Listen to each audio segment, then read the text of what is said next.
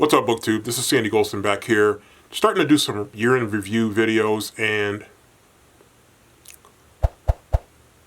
what's up, BookTube? This is Sandy Golston. It's been a minute since I've been on here doing some videos. I've had a lot going on, but I'm ready to jump back into it a little bit since it is the end of the calendar year 2022, and I'm going to have some highlights of some books that I've read this year and some updates in the videos that are forthcoming. But in this particular video, I'm going to focus on my Goodreads challenge and how it went in the year 2020.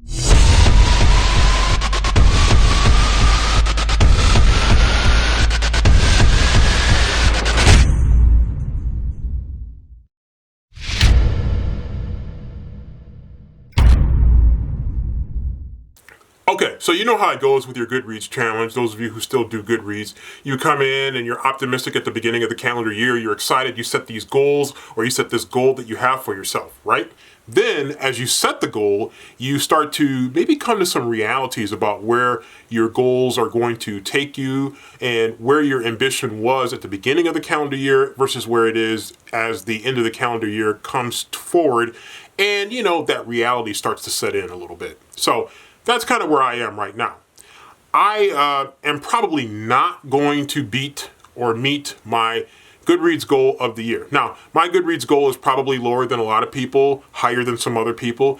I set my Goodreads goal at 60 books that I was going to read for the calendar year of 2022, and it looks like I'm going to finish with probably somewhere between 51 and 55 books read. And I could push it, read some novellas, and probably get the goal. The competitive instinct in me wants to do that, so I do pass that goal. So there may be a slight chance that I'll pass that goal, but as of filming this, it is December the 30th, and so time is pretty much gotten away from me here. So, but here's the truth. I'm not really sad about not meeting my Goodreads goal, and part of the reason I'm not really sad about it is because there are a lot of other things that I was getting into this year that really made me not meeting that goal not feel so bad. And so I'm excited about a lot of things that I got a chance to do in other aspects of my life, including the work that I do in terms of broadcasting, professional development, personal growth. I've been able to do some things during the last calendar year that make not reaching that goal for Goodreads not as bad as I would have thought it was going to be at the beginning of the year. Again, the competitive person that I can be sometimes. And so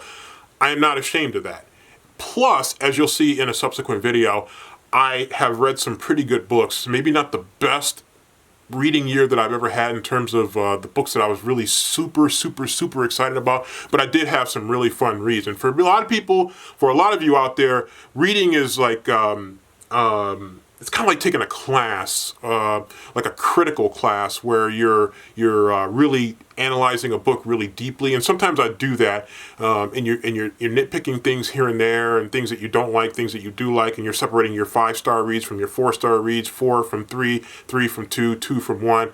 You're trying to really separate and distinguish to rate books. I don't rate books anymore. I used to, but I stopped doing that. So I don't really rate books anymore. I basically on Goodreads just say that I read the book.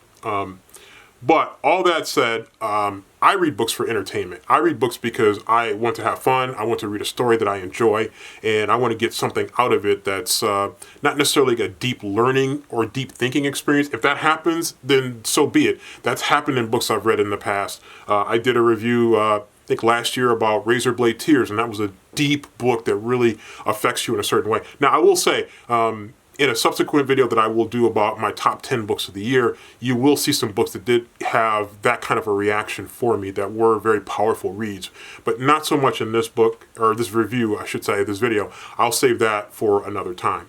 But not so much in this particular video, because I will save that for another time.